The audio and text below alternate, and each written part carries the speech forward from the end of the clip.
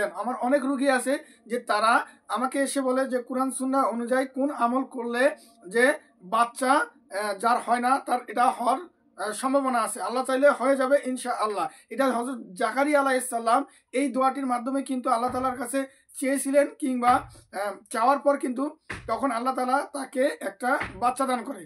তার একদম বয়স যখন শেষ সময় তখন কিন্তু তাকে আল্লাহ তাআলা একটা বাচ্চা দান করে। তো অবশ্যই কোরআনের মুজাজা কিংবা কোরআনের পাওয়ারে এটা একটা প্রক্রিয়া আছে। তো আপনারা যারা কোরআন এই আমলটি করতে চান অবশ্যই শুরু থেকে শেষ পর্যন্ত দেখবেন, একটু স্কিপ করবেন না।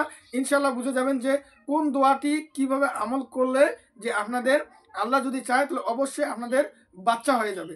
তো এটা অনেক গুরুত্বপূর্ণ একটি আমল, অনেক গুরুত্বপূর্ণ। তো এই আমলটি আপনারা কিভাবে করবেন তার আগে এই প্রসেসটি বলে দেই, তারপরে বলে দেব যে ছোট্ট একটা দোয়ার মাধ্যমে কিন্তু আপনার এই অনেক বড় একটা সমস্যা আপনাদের সমাধান হয়ে যেতে পারে। তো যারা যারা আমাকে এই প্রশ্নটি করেছিলেন তো অবশ্যই ভিডিওটি মনোযোগ সহকারে দেখবেন যে আমলটা কিভাবে করবেন, তাহলে ইনশাল্লাহ কোরআন সুন্নাহ একদম শরিয়া মোতাবেক আপনি আমলটি করতে পারবেন। কোনো দরবার কিংবা কোনো পীর পয়গাম্বার বা কারো কাছে আপনাকে চাইতে লাগবে না, স্বয়ং আল্লাহ তাআলার কাছেই চাবেন একটি দোয়ার মাধ্যমে। ইনশাআল্লাহ আল্লাহ যদি চায় আপনাকে একটা সুন্দর বাচ্চা উপহার দিতে পারে। তো আর ভিডিওটি লম্বা না করে চলে যাই যে কিভাবে প্রসেসটি করবেন, তারপরে দোয়াটি বলে দিব। তো প্রসেসটি হচ্ছে যে আপনি প্রত্যেক দিন যে দোয়াটি আপনাদেরকে দিব এই দোয়াটি আপনি প্রত্যেক দিন 100 বার করে পড়তে হবে। তার পাশাপাশি 3 বার দরুদ শরীফ, 3 বার আয়াতুল কুরসি, 3 বার ইখলাস, 3 বার ফালাক, 3 বার নাস পড়বেন। তার পাশাপাশি যে দোয়াটি বলে দিব সেই দোয়াটি পাঠ করবেন।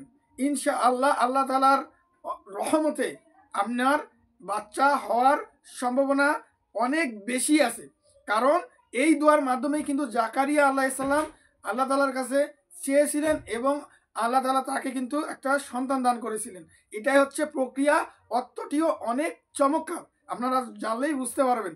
তো যা কথা বাড়িয়ে লাভ নেই, দোয়াটি জেনে নেন। রব্বি হাবলি মিল্লা দুনকা জুরিয়াতান তয়্যিবাতান ইন্নাকা সামিউদ দুআ। আপনারা বোঝার সাথে কিন্তু আমি ভেঙে ভেঙে বলে দিলাম, ঠিক আছে? তো তারপরে যদি আপনারা বুঝতে সমস্যা হয় অবশ্যই কমেন্টে জানিয়ে দিবেন, আমি আপনাদেরকে কমেন্ট বক্সে দোয়াটি মেসেজ আকারে দিয়ে দিব। আর যদি তাও না পারেন তাহলে অবশ্যই আল ইমরানের 38 নম্বর আয়াতে শেষের অংশ দেখবেন এই দোয়াটি দেওয়া আছে। তো ভিডিওটি যদি ভালো লেগে থাকে অবশ্যই সওয়াবের নিয়তে শেয়ার করে দিবেন, যেন আরও অনেক লক্ষ লক্ষ মুমিন ভাইরা দেখে উপকৃত হতে পারে। তো আসসালামু আলাইকুম ওয়া রাহমাতুল্লাহ। পরবর্তীতে কী ধরনের ভিডিও পেতে চান অবশ্যই কমেন্টের বক্সে জানিয়ে দিবেন।